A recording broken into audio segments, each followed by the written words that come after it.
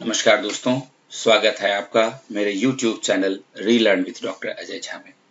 दोस्तों, इस वीडियो में मैं लेकर आया हूं क्लास 12th हिस्ट्री के लिए प्रोजेक्ट वर्क कैसे बनाया जाए। ये एक ऐसा विषय है जिस पर बच्चों में बहुत ज़्यादा कंफ्यूजन रहता है कि प्रोजेक्ट वर्क बनाने का सही तरीका क्या है, कितने पेज में बनना है, कौन सी पेजेस कहाँ रखनी है और किस तरह से इनको सजाना है। तो इन सारी समस्याओं का समाधान यहाँ आपको मिल जाएगा। आप जल्दी से सब्सक्राइब कर लें इस चैनल को और बेल बटन जरूर दबा दें ताकि आपको सारी नोटिफिकेशंस टाइम पर मिलती रहें और अपने दोस्तों के साथ भी इसे शेयर कर दें जिससे कि उनको भी इस चीज़ का फायदा मिलता रहे। दोस्तों, एक अच्छा प्रोजेक्ट वर्क बनाने के लिए कुछ जनरल गाइडलाइंस हमेशा ध्यान में रखनी चाहिए। जैसे आपके शिक्षक आपको प्रायः अप्रैल या मई के महीने में समर वेकेशंस के दौरान काम को पूरा करने के लिए प्रोजेक्ट की टॉपिक आपको दे देंगे और इसका कंप्लीशन सितंबर के महीने तक हो जाना चाहिए। दूसरी बात कि ये शिक्षकों के ध्यान देने योग्य है कि बच्चे जो भी प्रोजेक्ट वर्क करें वो ओरिजिनल वर्क करें, कहीं से कॉपी करके ना लेकर के आए। तीसरी बात कि ये प्रोजेक्ट वर्क हैंड रिटन होना चाहिए, टाइप्ड नहीं होना चाहिए। साथ ही बच्चों को ये भी ध्यान रखना जरूरी है कि जो भी मटेरियल आप यूज करते हैं अपने प्रोजेक्ट वर्क को करने के लिए वो सारे इको फ्रेंडली होने चाहिए, यानी कि जो भी सामान आप यूज करें वो वातावरण को नुकसान पहुंचाने वाले न हो, जैसे प्लास्टिक इत्यादि। और ये जो प्रोजेक्ट आपको करना है वो इंटर लीफ सीट्स के ऊपर करना है, यानी कि वो वाला सीट जिसमें एक तरफ रूल्ड लाइंस होती हैं वहां लिखने के लिए और दूसरी वाली जो होती है वो व्हाइट होती है, बिना रूल वाली होती है, वहां आप पिक्चर्स इत्यादि चिपका सकते हैं। और ध्यान रखें कि आपका जो टोटल लेंथ होगा प्रोजेक्ट वर्क का वो मैक्सिमम 25 पेजेस का होगा, उससे ज्यादा का नहीं होना चाहिए। अब देखिए, यहां से मैं आपको ये बताऊंगा कि प्रोजेक्ट वर्क जो हम करते हैं तो कौन कौन सी सूचनाएं जरूरी होती हैं और वो सीरियल वाइज कैसे लगाया जाना चाहिए। आप देख सकते हैं यहां मैंने पेज 1 लिखा है और ये क्या है, ये है कवर पेज। कवर पेज का मतलब होता है सबसे पहला पेज जो सबसे ऊपर होता है प्रोजेक्ट के। वहां हमें कौन कौन सी जानकारी देनी है, तो सबसे पहले आपको टाइटल ऑफ द प्रोजेक्ट लिखना है। आपका जो भी प्रोजेक्ट है, जैसे हड़प्पा सभ्यता है या महाभारत के संदर्भ में समाज है, भारत का विभाजन है या राष्ट्रीय स्वाधीनता आंदोलन में महात्मा गांधी का योगदान है, तो जो भी टाइटल है आपका, ये टाइटल सबसे ऊपर लिखा जाएगा। उसके बाद कवर पेज के ऊपर ये सारी जानकारी आप दे दें। सबसे पहले अपना नाम, उसके बाद आपका क्लास सेक्शन के साथ और सब्जेक्ट, जैसे हमारा सब्जेक्ट हिस्ट्री है तो हिस्ट्री लिखेंगे और रोल नंबर 2 लिखेंगे। पहला रोल नंबर जो स्कूल का रोल नंबर होगा, क्योंकि एक नाम के तो कई बच्चे हो सकते हैं बट हर बच्चे का रोल नंबर अलग अलग होता है। और ये जो सीबीएसई रोल नंबर की जगह है ये आप ब्लैंक छोड़ दें। जब भी दिसंबर में या जनवरी के महीने में सीबीएसई का रोल नंबर आ जाता है तब यहाँ पर अपना सीबीएसई का रोल नंबर डाल दें।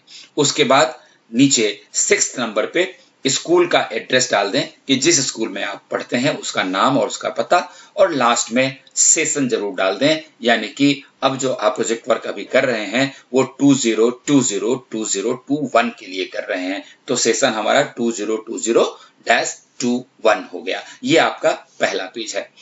आगे बढ़ते हैं, पेज 2। पेज 2 ऑब्जेक्टिव का पेज होगा जिसपे आपको क्या लिखना है। On this page, you have to write about the aims and objectives of the project topic. You have to outline the purpose of doing project on this topic in points. यानी कि ये जो टॉपिक है जिसपे आप project work कर रहे हैं ये किस उद्देश्य से आप कर रहे हैं, तो उन उद्देश्यों की जानकारी, आपका पर्पस क्या है, किस पर्पस से, किस उद्देश्य से आप ये कर रहे हैं, उसकी जानकारी पॉइंट में, पॉइंट नंबर 1 2 3 4 5 ऐसे करके आप ऑब्जेक्ट दे दें। तो ये जो पेज नंबर 2 है ये ऑब्जेक्टिव का पेज है। इसके बाद जो तीसरा पेज लगेगा वो है मेथोडोलॉजी का, यानी कि विधि का, प्रणाली का, कि किस विधि से आपने ये प्रोजेक्ट किया है, किस तरह के मेथड्स आपने यूज किए हैं इस प्रोजेक्ट को करने के लिए। और ये आप उदाहरण मैंने यहाँ रखा है आपके सामने। जैसे पहला पॉइंट कहता है कि विजिट टू म्यूजियम, आर्काइव्स या फिर हिस्टोरिकल साइट्स, की जानकारी प्राप्त करने के लिए आप नेशनल म्यूजियम में गए या नेशनल आर्काइव्स ऑफ इंडिया है वहां गए, या फिर अगर आप हड़प्पा से रिलेटेड कोई काम कर रहे हैं तो आप हरियाणा में राकीगढ़ी है वहां जा सकते हैं, वहां से काफी जानकारी आपको मिल सकती है। तो क्या आपने इन जगहों का विजिट किया है, वो भी एक मेथड है। दूसरा है प्राइमरी और सेकेंडरी सोर्स। किसी भी प्रोजेक्ट को करने के लिए एक प्राइमरी सोर्स होता है जिसमें ओरिजिनल डॉक्यूमेंट्स आते हैं, जैसे कि किसी की डायरी लिखी हुई है या उसके स्पीचेस हैं, या आपको ओरिजिनल मैन्युस्क्रिप्ट्स मिल जाए, या उनकी लिखी हुई चिट्ठियां मिल जाएं, या उनके किए हुए इंटरव्यूज मिल जाएं, या फिर उनके रिकॉर्ड्स मिल जाएं, आई विटनेस अकाउंट्स जो आंखों देखी होती है सूचना वो मिल जाए, या फिर उस व्यक्ति का ऑटोबायोग्राफी ही मिल जाए। तो इन सारे सोर्सेस को प्राइमरी सोर्स कहते हैं। और दूसरा होता है सेकेंडरी सोर्स। सेकेंडरी सोर्स में क्या होता है, बिब्लियोग्राफीज होती हैं जो हम दूसरी जगह से सूचना प्राप्त करते हैं। जैसे आप रेफरेंस बुक्स यूज करते हैं जिसमें डिक्शनरी भी आती है, इंसाइक्लोपीडिया भी हो सकता है, एटलस भी हो सकता है, मैगजीन में छपी हुई आर्टिकल्स हो सकती हैं, न्यूज़पेपर्स हो सकते हैं, इतिहास की बुक्स हो सकती हैं, यहाँ तक कि आपका टेक्स्ट बुक भी हो सकता है। तो इनको हम कहते हैं सेकेंडरी सोर्स। तीसरा होता है इंटरनेट। आजकल बहुत सारी सूचना इंटरनेट के ऊपर मौजूद है। सिर्फ आपको ध्यान रखना है कि जो भी आप इंटरनेट से सूचना प्राप्त कर रहे हैं वो ऑथेंटिक होना चाहिए।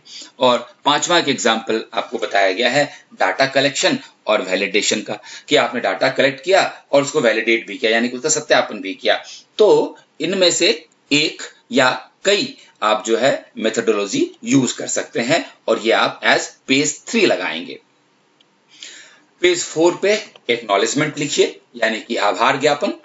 और इसमें हम क्या करते हैं, we express our gratitude to those who helped in completion of this project. इस प्रोजेक्ट को बनाने में जिन लोगों ने मेरी मदद की उनके लिए हम आभार ज्ञापन करते हैं। और इसके बाद इंडेक्स बनेगा, यानी कि सूचकांक जिसको हम बोलते हैं या अनुक्रमिका बोलते हैं। तो ये पेज 5 होगा इंडेक्स का, जिसमें कि आप पहला सीरियल नंबर लिखेंगे। दूसरा जो टॉपिक आपने लिया है उसको आपने कम से कम 5 या 6 सब टॉपिक्स में बांटना है, और उसके बाद पेज नंबर। जैसा मैंने आपको पहले पेज में बताया था कि मैक्सिमम 25 पेज में आपका ये होना चाहिए। तो किस पेज से किस पेज तक ये रन कर रहा है ये आप यहां पर बताएंगे। यहां ध्यान रखने वाली बात यह है कि पहला वाला जो चैप्टर बनाए आप वो परिचय का चैप्टर बनाए, यानी कि इंट्रोडक्शन का चैप्टर बनाए, और लास्ट वाला जो चैप्टर होगा आपका वो आपका किस चीज का होना चाहिए, वो निष्कर्ष का होना चाहिए, कंक्लूजन का होना चाहिए।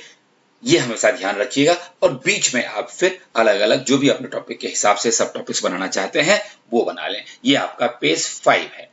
अब देखिए दोस्तों, एक पेज से लेकर 5वें पेज तक जो कुछ भी मैंने आपको बताया इनको कहा जाता है एनेक्स्चर। यहां तक की काउंटिंग 1 to 25 पेज में नहीं होगा। अब यहां से आप लिखना जो शुरू करेंगे उसकी काउंटिंग 1 to 25 तक जो कंटेंट आप लिखेंगे वो 25 पेज का होना चाहिए। जब आपने 25 पेज खत्म कर लिए उसके बाद फिर बिब्लियोग्राफी यानी कि संदर्भ ग्रंथ सूची लगेगी, जो कि एनेक्सर नंबर 7 है बेसिकली, क्योंकि पहले आप 6 आपने देख लिया, अब ये 7वां है, उसके बाद फिर 8वां। तो बिब्लियोग्राफी में आपको किस चीज की सूचना देनी है, बुक्स की जिनकी मदद से आपने ये प्रोजेक्ट किया, या फिर न्यूज़पेपर या मैगजीन्स जिसकी सहायता आपने ली, ऑनलाइन रिसोर्सेस भी अगर आप यूज कर रहे हैं तो उसका जो वेबसाइट वगैरह है उसकी जानकारी यहाँ दें, किसी व्यक्ति का आपने इंटरव्यू किया है तो उसकी भी जानकारी आप यहाँ दें, या किसी का आपने स्पीच पढ़ा है या सुना है या प्रेजेंटेशन आपने दिया है, कॉन्फ्रेंसेस आपने अटेंड की है तो उसकी जो जानकारी होती है वो भी आप यहाँ जरूर दे दें। और इसके बाद ये जो लास्ट पेज है ये टीचर्स रिपोर्ट, क्योंकि कई बार बच्चों को ये पता ही नहीं होता कि 20 नंबर का जो प्रोजेक्ट होता है उसमें 20 में 20 किस तरह से आएगा। 20 में 20 दे दिया जाएगा एक बार ही, या फिर उनका मार्किंग एलोकेशन अलग अलग है। तो दोस्तों मैं आपको बता दूं कि एलोकेशन ऑफ मार्क्स जो 20 मार्क्स का है वो बिल्कुल अलग अलग है। सिनॉप्सिस जो हम बनाते हैं शुरुआती, उसके लिए 2 मार्क्स निर्धारित हैं। डाटा के लिए या स्टैटिस्टिक्स जो आप देते हैं या फिर मैप वॉक करते हैं उसके लिए 3 मार्क्स हैं। विजुअल और ओवरऑल प्रेजेंटेशन आपका कैसा है प्रोजेक्ट का, उसके लिए 5 मार्क्स है। जो आप अपने प्रोजेक्ट में एनालिसिस करते हैं, एक्सप्लेनेशन करते हैं, इंटरप्रिटेशन देते हैं, तो फिर उसके लिए 5 मार्क्स होता है।